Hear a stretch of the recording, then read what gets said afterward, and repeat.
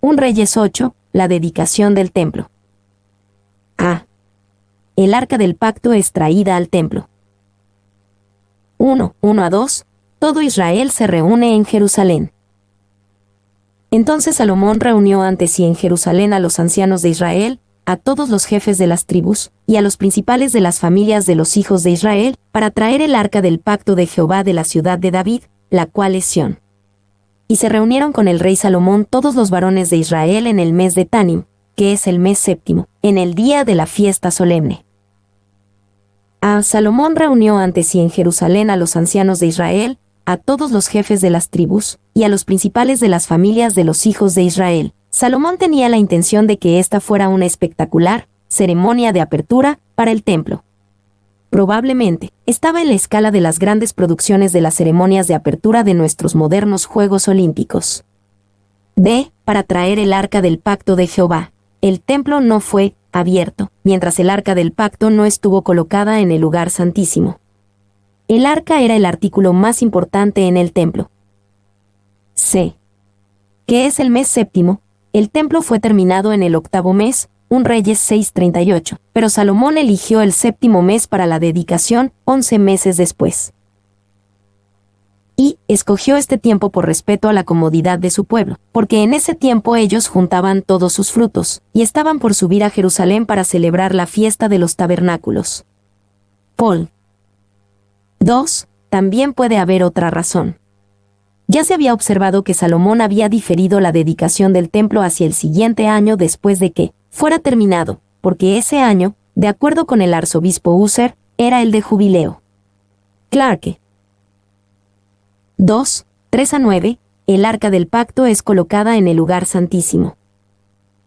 Y vinieron todos los ancianos de Israel, y los sacerdotes tomaron el arca. Y llevaron el arca de Jehová, y el tabernáculo de reunión, y todos los utensilios sagrados que estaban en el tabernáculo, los cuales llevaban los sacerdotes y levitas. Y el rey Salomón, y toda la congregación de Israel que se había reunido con él, estaban con él delante del arca, sacrificando ovejas y bueyes, que por la multitud no se podían contar ni numerar. Y los sacerdotes metieron el arca del pacto de Jehová en su lugar, en el santuario de la casa, en el lugar santísimo, debajo de las alas de los querubines. Porque los querubines tenían extendidas las alas sobre el lugar del arca, y así cubrían los querubines el arca y sus varas por encima. Y sacaron las varas, de manera que sus extremos se dejaban ver desde el lugar santo, que está delante del lugar santísimo, pero no se dejaban ver desde más afuera, y así quedaron hasta hoy. En el arca ninguna cosa había sino las 2 tablas de piedra que allí había puesto Moisés en Horeb, donde Jehová hizo pacto con los hijos de Israel, cuando salieron de la tierra de Egipto. A. Los sacerdotes tomaron el arca. Salomón tuvo el cuidado de obedecer lo que Dios había ordenado acerca de que el arca del pacto solamente debía de ser transportada por los sacerdotes. Él no repetiría el error de su padre en 2 Samuel 6, 1, 8. B. Y todos los utensilios sagrados que estaban en el tabernáculo. El arca del pacto era el artículo más importante en el templo, pero no era el único artículo. Ellos también trajeron para el templo el candelero, la mesa de los panes de la proposición, y el altar del incienso del tabernáculo. Y, generalmente, se está de acuerdo en que ahora había 2 tabernáculos, uno en Gabaa, y el otro en la ciudad de David, el cual David había construido como una residencia temporal para el arca. Clarke. Se sacrificando ovejas y bueyes, que por la multitud no se podían contar ni numerar. Salomón fue mucho más allá de la costumbre en su esfuerzo por honrar y alabar a Dios en este gran día. D. En el arca ninguna cosa había sino las 2 tablas de piedra que allí había puesto Moisés en Horeb. En un punto anterior en la historia de Israel, había 3 artículos en el arca del pacto. Una olla de oro que tenía el maná, Éxodo 16:33, la vara de Aarón que reverdeció, Números 17, 6-11, y las tablas del pacto, Éxodo 25 horas y 16 minutos. Aún no sabemos lo que le ocurrió a la olla de oro con maná y a la vara de Aarón, pero no estaban en el arca cuando Salomón la colocó en el lugar santísimo. Donde Jehová hizo pacto con los hijos de Israel, cuando salieron de la tierra de Egipto. El recordatorio de la liberación de Egipto es significativo, porque hay un sentido en el cual esto, algunos 500 años después del Éxodo, es la culminación de la liberación de Egipto. Fuera de Egipto y dentro del desierto, Israel, por necesidad, vivió en tiendas, y la morada de Dios era una tienda. Ahora, ya que Salomón había edificado el templo, la morada de Dios en medio de Israel fue un edificio, un lugar de permanencia y seguridad. 3. 10-13, la gloria de Dios llena el templo. Y cuando los sacerdotes salieron del santuario, la nube llenó la casa de Jehová. Y los sacerdotes no pudieron permanecer para ministrar por causa de la nube, porque la gloria de Jehová había llenado la casa de Jehová. Entonces dijo Salomón: Jehová ha dicho que él habitaría en la oscuridad. Yo he edificado casa por morada para ti, sitio en que tú habites para siempre. La nube llenó la casa de Jehová. Esta era la nube de gloria, vista a menudo tanto en el Antiguo como en el Nuevo Testamento, algunas veces llamada la nube de gloria, Sequina. Es difícil definir la gloria de Dios, podríamos llamarla la radiante brillantez de su carácter y presencia. Aquí es manifestada como una nube. Esta es la nube que estuvo con Israel en el desierto, Éxodo 13, 21-22. Esta es la nube de gloria desde la cual Dios habló con Israel, Éxodo 16:10.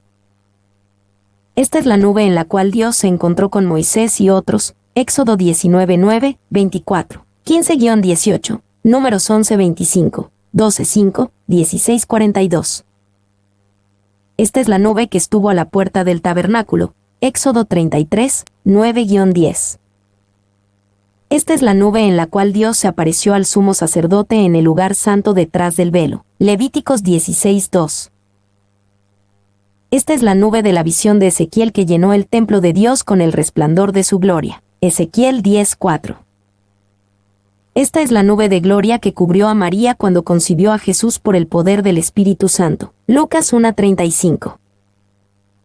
Esta es la nube presente en la transfiguración de Jesús, Lucas 9, 34-35. Esta es la nube de gloria que recibió a Jesús en los cielos durante su ascensión, Hechos 1:9. Esta es la nube que mostrará la gloria de Cristo Jesús cuando regrese en triunfo a esta tierra, Lucas 21:27, Apocalipsis 1:7. Y hay un paralelo con este evento en Hechos 2, 1-4, donde Dios marca el comienzo de la Iglesia como el templo del Espíritu Santo, dando a conocer su presencia a través del sonido de un viento poderoso y repentino, y llenando a los presentes con el Espíritu Santo. Patterson y Austell. B. Y los sacerdotes no pudieron permanecer para ministrar por causa de la nube. La extrema presencia de la gloria de Dios hizo que el servicio fuera imposible.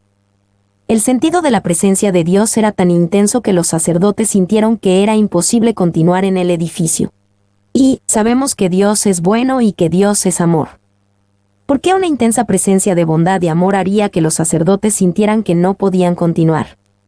Porque Dios no es solamente bondad y amor, Él también es santo, y la santidad de Dios hizo que los sacerdotes sintieran que no podían estar más en su presencia. 2. El intenso sentido de la presencia de nuestro santo Dios no es un sentimiento cálido. Hombres como Pedro, Lucas 5:8, Isaías 6:5, y Juan, Apocalipsis 1:17, se sintieron afligidos en la presencia de Dios. Esto no fue debido a que Dios forzó un sentimiento de incomodidad en ellos, sino a que ellos, simplemente, no podían estar cómodos al ver la diferencia entre su pecaminosidad y la santidad de Dios. 3. También podemos pensar en los sacerdotes como aquellos que ministraban bajo el antiguo pacto. El nuevo pacto, el pacto de la gracia y la verdad, Juan 1:17, nos ofrece un mejor acceso a Dios. 4.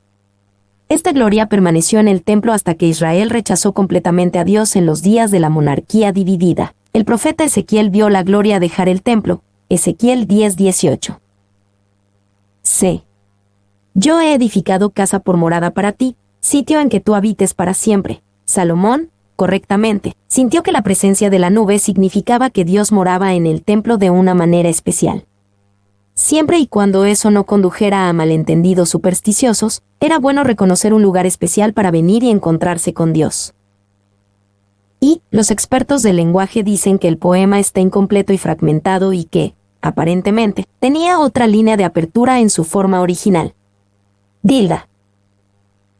4, 14 a 21. El discurso de Salomón en la dedicación del templo. Y volviendo el rey su rostro, bendijo a toda la congregación de Israel, y toda la congregación de Israel estaba de pie. Y dijo: Bendito sea Jehová, Dios de Israel, que habló a David mi padre lo que con su mano ha cumplido, diciendo: Desde el día que saqué de Egipto a mi pueblo Israel, no he escogido ciudad de todas las tribus de Israel para edificar casa en la cual estuviese mi nombre, aunque escogí a David para que presidiese en mi pueblo Israel. Y David mi padre tuvo en su corazón edificar casa al nombre de Jehová Dios de Israel. Pero Jehová dijo a David mi padre: Cuanto a haber tenido en tu corazón edificar casa a mi nombre, bien has hecho en tener tal deseo. Pero tú no edificarás la casa, sino tu hijo que saldrá de tus lomos, él edificará casa a mi nombre. Y Jehová ha cumplido su palabra que había dicho, porque yo me he levantado en lugar de David mi padre, y me he sentado en el trono de Israel, como Jehová había dicho, y he edificado la casa al nombre de Jehová Dios de Israel. Y he puesto en ella lugar para el arca, en la cual está el pacto de Jehová que él hizo con nuestros padres cuando los sacó de la tierra de Egipto. Que habló a David mi padre lo que con su mano ha cumplido. Salomón reconocía que el templo era el cumplimiento del plan de Dios, no de David ni de él. David y Salomón fueron instrumentos humanos, pero la obra fue de Dios. Desde el día que saqué de Egipto a mi pueblo Israel, Salomón recuerda el éxodo. Aunque sucedió 500 años antes, era tan importante y real para Israel como el día en que sucedió. La oración de Salomón. 1, 22 a 23. Salomón reconoce la naturaleza y el carácter de Dios. Luego se puso Salomón delante del altar de Jehová, en presencia de toda la congregación de Israel, y extendiendo sus manos al cielo, dijo: Jehová Dios de Israel, no hay Dios como tú, ni arriba en los cielos ni abajo en la tierra, que guardas el pacto y la misericordia a tus siervos, los que andan delante de ti con todo su corazón. Se puso Salomón delante del altar de Jehová. Salomón no dedicó el templo desde dentro del templo. Era inapropiado hacerlo así, porque él era un rey y no un sacerdote. El lugar santo y el lugar santísimo eran únicamente para descendientes escogidos del sumo sacerdote. Y extendiendo sus manos al cielo, esta era la postura de oración más común en el Antiguo Testamento. Muchas personas modernas cierran sus ojos, inclinan su cabeza y juntan sus manos mientras oran, pero la tradición del Antiguo Testamento era extender las manos hacia el cielo en un gesto de rendición, apertura y receptividad. Y es digno de notar en cuanto a esta oración que es plena y exhaustiva, como si tuviera el significado de ser el resumen de todas las oraciones futuras ofrecidas en el templo. Spurgeon. 2. Uno está impresionado, por otra parte, con el hecho de que el lenguaje está lejos de ser nuevo, y está lleno de citas del Pentateuco, algunas de las cuales son casi textuales, mientras que el sentido del todo puede ser hallado en pasajes memorables de Levítico y Deuteronomio. Spurgeon. No hay Dios como tú, ni arriba en los cielos ni abajo en la tierra. Salomón reconoció que Dios era completamente único. Los supuestos dioses de las naciones no se podían comparar con él en ninguna manera. 2, 24-26. Salomón reconoce a Dios como el hacedor y guardador de las promesas. Que has cumplido a tu siervo David mi padre lo que le prometiste, lo dijiste con tu boca, y con tu mano lo has cumplido, como sucede en este día. Ahora, pues, Jehová Dios de Israel, cumple a tu siervo David mi padre lo que le prometiste, diciendo: No te faltará varón delante de mí, que se siente en el trono de Israel, con tal que tus hijos guarden mi camino y anden delante de mí como tú has andado delante de mí. Ahora, pues, oh Jehová Dios de Israel, cúmplase la palabra que dijiste a tu siervo David mi padre. Que has cumplido lo que le prometiste. Salomón, primero, le dio gracias a Dios y lo alabó por su cumplimiento de las promesas. Ahora, cumple a tu siervo David mi padre lo que le prometiste. Salomón clamó a Dios para que cumpliera la promesa que hizo. Este es el gran secreto del poder de la oración: atesorar las promesas de Dios en el corazón con fe, y después, audaz y reverentemente, clamar por el cumplimiento de dichas promesas. Y Dios envió las promesas con el propósito de que fueran usadas. Si veo una nota del Banco de Inglaterra con una promesa de cierta cantidad de dinero, la tomo y la utilizo. Amigo mío, utiliza las promesas de Dios. Nada agrada más a Dios que ver sus promesas puestas en circulación. Él ama ver a sus hijos traerlas hacia Él y decir, Señor, haz como has dicho. Y, déjame decirte, que glorifica a Dios utilizar sus promesas. Spurgeon. 2. Este tipo de oración se agarra de la promesa de Dios. Solamente porque Dios prometió no quiere decir que poseamos la promesa. A través de oraciones de fe como esta, Dios promete y nosotros nos apropiamos. Si nosotros no nos apropiamos con fe, la promesa de Dios se deja sin reclamar. 3. 27 a 30. Salomón le pide a Dios que more en ese lugar y honre a aquellos que le busquen allí. ¿Pero es verdad que Dios morará sobre la tierra? He aquí que los cielos de los cielos, no te pueden contener, cuanto menos esta casa que yo he edificado. Con todo, tú atenderás a la oración de tu siervo, y a su plegaria, oh Jehová Dios mío, oyendo el clamor y la oración que tu siervo hace hoy delante de ti, que estén tus ojos abiertos de noche y de día sobre esta casa, sobre este lugar del cual has dicho, mi nombre estará allí, y que oigas la oración que tu siervo haga en este lugar. Oye, pues, la oración de tu siervo, y de tu pueblo Israel, cuando oren en este lugar, también tú lo oirás en el lugar de tu morada, en los cielos, escucha y perdona. Cuanto menos esta casa que yo he edificado, nos da gusto que Salomón dijera esto. De su declaración en un Reyes 8. 12-13 pudiéramos haber pensado que se deslizó hacia la idea supersticiosa de que Dios en realidad vivía en un templo, excluyéndolo de otros lugares. Era importante reconocer que, aunque Dios tenía una presencia especial en el templo, era muy grande para ser restringido al templo. Oye, pues, la oración de tu siervo, y de tu pueblo Israel, cuando oren en este lugar. Salomón le pidió a Dios que inclinara su oído hacia el rey y el pueblo cuando oraran en el templo. Por esta razón, muchos judíos conservadores oran con el rostro orientado hacia la dirección del sitio del templo en Jerusalén. Se escucha y perdona. Salomón sabía que lo más importante que Israel necesitaba era perdón. Esta era la más grande respuesta a la oración que Israel podría esperar de parte de Dios. 4. 31-32. Escucha cuando tu pueblo haga un juramento en el templo. Si alguno pecare contra su prójimo, y le tomaren juramento haciéndole jurar, y viniere el juramento delante de tu altar en esta casa, tú oirás desde el cielo y actuarás, y juzgarás a tus siervos, condenando al impío y haciendo recaer su proceder sobre su cabeza, y justificando al justo para darle conforme a su justicia.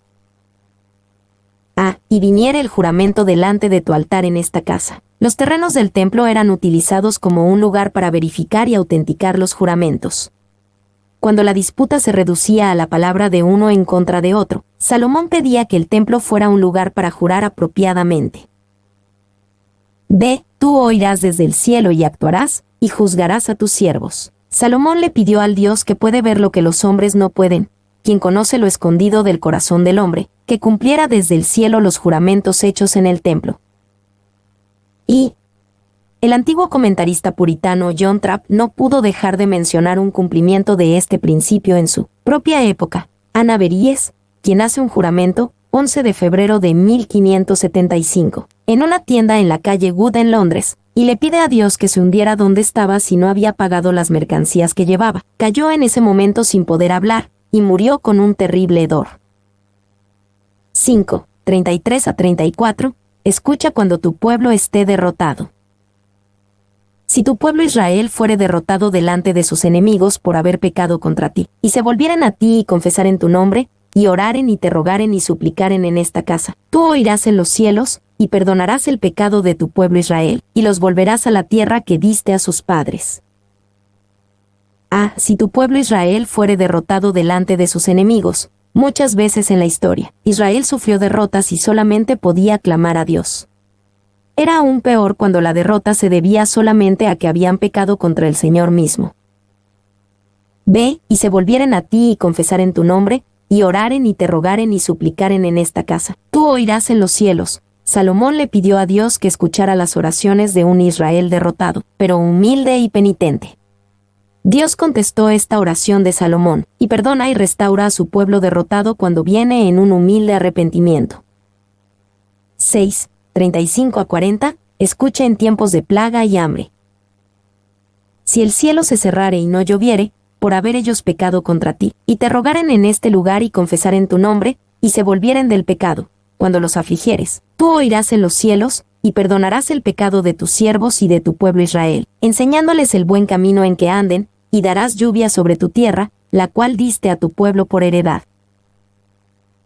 Si en la tierra hubiere hambre, pestilencia, tizoncillo, añoblo, langosta o pulgón, si sus enemigos los sitiaren en la tierra en donde habiten, cualquier plaga o enfermedad que sea, toda oración y toda súplica que hiciere cualquier hombre, o todo tu pueblo Israel, cuando cualquiera sintiere la plaga en su corazón, y extendiere sus manos a esta casa, tú oirás en los cielos, en el lugar de tu morada, y perdonarás, y actuarás, y darás a cada uno conforme a sus caminos, cuyo corazón tú conoces. Porque solo tú conoces el corazón de todos los hijos de los hombres, para que te teman todos los días que vivan sobre la faz de la tierra que tú diste a nuestros padres. Si el cielo se cerrare y no lloviere. La sequía era una amenaza constante para la economía de Israel que estaba basada en la agricultura. Si no había lluvia, no había comida. Ve, y te rogaren en este lugar y confesaren tu nombre, y se volvieren del pecado. Cuando los afligieres, tú oirás en los cielos. Salomón no da por sentado que Dios perdonaría y escucharía a su pueblo arrepentido. La bondadosa respuesta de Dios hacia nuestro arrepentimiento viene de su gracia, no de la justicia. C. Cuando cualquiera sintiere la plaga en su corazón, Salomón reconocía que algunas plagas eran fácilmente vistas, pero otras plagas venían de nuestro propio corazón. Muchos están maldecidos por la plaga que nadie más puede ver, porque vive en su propio corazón. Salomón le pide a Dios que conteste a dicho hombre golpeado por dicha plaga cuando humildemente suplique en el templo. Y un hombre no tenía que no tener pecado o ser justo para que su oración fuera contestada en el templo. Podría ser un hombre culpable, afligido por la plaga en su corazón, y aún hallar a un Dios de gracia cuando viniera en un humilde arrepentimiento. 2. Una gran cantidad de hombres piensan que conocen las plagas de los corazones de otras personas, y hay una gran cantidad de pláticas en el mundo sobre esta familia, y esa persona, y aquel otro. Oro para que dejen los escándalos, y piensen en sus propios males. Spurgeon. 7. 41 a 43. Escucha cuando un extranjero ora. Asimismo el extranjero, que no es de tu pueblo Israel, que viniere de lejanas tierras a causa de tu nombre, pues oirán de tu gran nombre, de tu mano fuerte y de tu brazo extendido, y viniere a orar a esta casa. Tú oirás en los cielos, en el lugar de tu morada, y harás conforme a todo aquello por lo cual el extranjero hubiere clamado a ti, para que todos los pueblos de la tierra conozcan tu nombre y te teman, como tu pueblo Israel, y entiendan que tu nombre es invocado sobre esta casa que yo edifiqué. Asimismo el extranjero, el templo estaba en Israel, pero siempre tenía la intención de ser una casa de oración para todas las naciones. Isaías 56, 7. Dios quería que el atrio de los gentiles fuera un lugar en donde las naciones pudieran venir y orar. Y la violación de este principio hizo enojar a Jesús. Cuando él vino al templo y encontró que los atrios externos, el único lugar donde las naciones gentiles podían llegar y orar, eran más un mercado que una casa de oración, sacó a los cambistas y a los comerciantes. Mateo 21 a 13. Ve, tú oirás en los cielos, en el lugar de tu morada, y harás conforme a todo aquello por lo cual el extranjero hubiere clamado a ti, para que todos los pueblos de la tierra conozcan tu nombre y te teman. La petición de Salomón de que escuchara la oración del extranjero fue un impulso misionero. Él sabía que cuando Dios misericordiosamente contestaba las oraciones de los extranjeros, esto acercaba a aquellos de otras naciones hacia el Dios de todas las naciones. 8. 44 a 53. Escucha cuando Israel salga a la batalla y ore desde el cautiverio. Si tu pueblo saliera en batalla contra sus enemigos por el camino que tú les mandes, y oraren a Jehová con el rostro hacia la ciudad que tú elegiste, y hacia la casa que yo edifiqué a tu nombre, tú oirás en los cielos su oración y su súplica, y les harás justicia. Y perdonarás a tu pueblo que había pecado contra ti, y todas sus infracciones con que se hayan rebelado contra ti, y harás que tengan de ellos misericordia los que los hubieren llevado cautivos, porque ellos son tu pueblo y tu heredad, el cual tú sacaste de Egipto, de en medio del horno de hierro. Estén, pues, atentos tus ojos a la oración de tu siervo y a la plegaria de tu pueblo Israel, para oírlos en todo aquello por lo cual te invocaren. Porque tú los apartaste para ti como heredad tuya de entre todos los pueblos de la tierra, como lo dijiste por medio de Moisés tu siervo, cuando sacaste a nuestros padres de Egipto, oh Señor Jehová. Y perdonarás a tu pueblo que había pecado contra ti, y todas sus infracciones con que se hayan rebelado contra ti, y harás que tengan de ellos misericordia los que los hubieren llevado cautivos, porque ellos son tu pueblo y tu heredad, el cual tú sacaste de Egipto, de en medio del horno de hierro. Estén, pues, atentos tus ojos a la oración de tu siervo y a la plegaria de tu pueblo Israel, para oírlos en todo aquello por lo cual te invocaren. Porque tú los apartaste para ti como heredad tuya de entre todos los pueblos de la tierra, como lo dijiste por medio de Moisés tu siervo, cuando sacaste a nuestros padres de Egipto, oh Señor Jehová.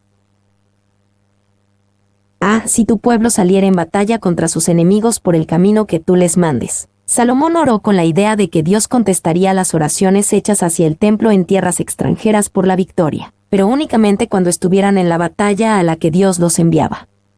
Esta no era una petición en blanco solicitando la bendición en cualquier aventura militar. Si pecaren contra ti, porque no hay hombre que no peque. Esta es una sucinta declaración del Antiguo Testamento del principio declarado más claramente en Romanos 3:23, por cuantos todos pecaron, y están destituidos de la gloria de Dios. Si se convirtieren, y oraren a ti en la tierra de los que los cautivaron. Salomón también le pidió a Dios que escuchara la oración de Israel desde la cautividad en la tierra extranjera. Esto reconocía que el Dios del templo podía contestar las oraciones hechas lejos del templo. Salomón bendice al pueblo. 54-61, Salomón bendice al pueblo de Israel. Cuando acabó Salomón de hacer a Jehová toda esta oración y súplica, se levantó de estar de rodillas delante del altar de Jehová con sus manos extendidas al cielo, y puesto en pie, bendijo a toda la congregación de Israel, diciendo en voz alta: Bendito sea Jehová, que ha dado paz a su pueblo Israel, conforme a todo lo que él había dicho. Ninguna palabra de todas sus promesas que expresó por Moisés su siervo ha faltado. Esté con nosotros Jehová nuestro Dios, como estuvo con nuestros padres, y no nos desampare ni nos deje. Incline nuestro corazón hacia él, para que andemos en todos sus caminos, y guardemos sus mandamientos y sus estatutos y sus decretos, los cuales mandó a nuestros padres. Y estas mis palabras con que he orado delante de Jehová, estén cerca de Jehová nuestro Dios de día y de noche, para que él proteja la causa de su siervo y de su pueblo Israel, cada cosa en su tiempo, a fin de que todos los pueblos de la tierra sepan que Jehová es Dios, y que no hay otro. Sea, pues, perfecto vuestro corazón para con Jehová nuestro Dios, andando en sus estatutos y guardando sus mandamientos, como en el día de hoy. Se levantó de estar de rodillas delante del altar de Jehová con sus manos extendidas al cielo. Primera de Reyes 8:22 nos dice que Salomón comenzó esta oración estando de pie, pero en algún momento antes de que terminara, cayó de rodillas en reverencia a Dios. Y Esdras oró de rodillas. Esdras 9:5, los salmistas nos llaman a arrodillarnos. Salmos 95:6, Daniel oró estando de rodillas. Daniel 6:10, personas llegaban a Jesús de rodillas. Mateo 17:14, Mateo 20:20, Marcos 1:40, Esteban, Hechos 7:60, Pedro, Hechos 9:40, Pablo, Hechos 20:36, Efesios 3:14, y otros cristianos primitivos oraban estando de rodillas, Hechos 21:5. Más importante, Jesús oró estando de rodillas, Lucas 22:41. La Biblia tiene suficientes oraciones sin estar de rodillas para mostrarnos que no es requerido, pero también tiene suficientes oraciones de rodillas para mostrarnos que es bueno. Ninguna palabra de todas sus promesas que expresó por Moisés su siervo ha faltado, ya que Salomón oró frecuentemente apelando a las promesas de Dios. Tiene sentido que alabara a Dios por el cumplimiento pasado de sus promesas. Sabemos que esto le daba confianza a Salomón en la oración. Se esté con nosotros Jehová nuestro Dios, como estuvo con nuestros padres. Dios prometió estar con Israel, pero Salomón sabía que era importante pedirle a Dios que cumpliera su promesa. Él viene suplicando el cumplimiento de las promesas de Dios. D. A fin de que todos los pueblos de la tierra sepan que Jehová es Dios. Salomón de nuevo muestra el impulso misionero que Dios quería en Israel y que a menudo era descuidado. La bendición en Israel no tenía el fin de terminar con Israel, Dios quería bendecir al mundo a través de Israel. 2. 62 a 66. La fiesta de dedicación del templo. Entonces el rey, y todo Israel con él, sacrificaron víctimas delante de Jehová. Y ofreció Salomón sacrificios de paz, los cuales ofreció a Jehová, 22,000 bueyes y 120,000 ovejas. Así dedicaron el rey y todos los hijos de Israel la casa de Jehová. Aquel mismo día santificó el rey el medio del atrio, el cual estaba delante de la casa de Jehová, porque ofreció allí los holocaustos, las ofrendas y la grosura de los sacrificios de paz, por cuanto el altar de bronce que estaba delante de Jehová era pequeño, y no cabían en él los holocaustos, las ofrendas y la grosura de los sacrificios de paz. En aquel tiempo Salomón hizo fiesta, y con él todo Israel, una gran congregación, desde donde entran en Amat hasta el río de Egipto, delante de Jehová nuestro Dios, por 7 días y aún por otros 7 días, esto es, por 14 días. Y al 8º día despidió al pueblo, y ellos, bendiciendo al rey, se fueron a sus moradas alegres y gozosos de corazón, por todos los beneficios que Jehová había hecho a David su siervo y a su pueblo Israel. Ofreció a Jehová 22,000 bueyes y 120,000 ovejas. Esta es una asombrosa, casi grotesca, cantidad de sacrificio. Cada animal fue ritualmente sacrificado, y una porción fue dedicada al Señor, y otra porción dada a los sacerdotes y al pueblo. Esto era suficiente para alimentar a una vasta multitud por 2 semanas. Y fue tal cantidad de sacrificios que consagraron especialmente el área enfrente del templo para recibir los sacrificios, por cuanto el altar de bronce que estaba delante de Jehová era pequeño. B. En aquel tiempo Salomón hizo fiesta, y con él todo Israel. Por el tiempo del año y la duración de esta fiesta, entendemos que esta era la fiesta de los tabernáculos, extendida más allá de sus 7 días normales en esta ocasión especial. Y la fiesta de los tabernáculos era una gran ocasión para el regocijo y para un espíritu enaltecido en la comunidad israelita. La dedicación del templo hizo que esta ocasión fuera más alegre y memorable, y el tiempo de la celebración fue adecuadamente extendido. Patterson y Austell. C. Por todos los beneficios que Jehová había hecho a David su siervo y a su pueblo Israel. Este hecho de dedicación del templo termina donde la historia del templo comienza, con David, no con Salomón. El escritor recuerda que fue el corazón y la visión de David los que dieron comienzo a la obra del templo. 2 Samuel 7, 1, 3 y subsecuentes. Y qué felices pudieron haber sido estas personas, y qué prósperas, si su rey hubiera continuado caminando rectamente delante de Dios. Pero, el rey cayó, y la nación siguió su ejemplo. Mi nombre es Demim. Soy tu asistente personal. Mi sitio en internet es demim.es.tl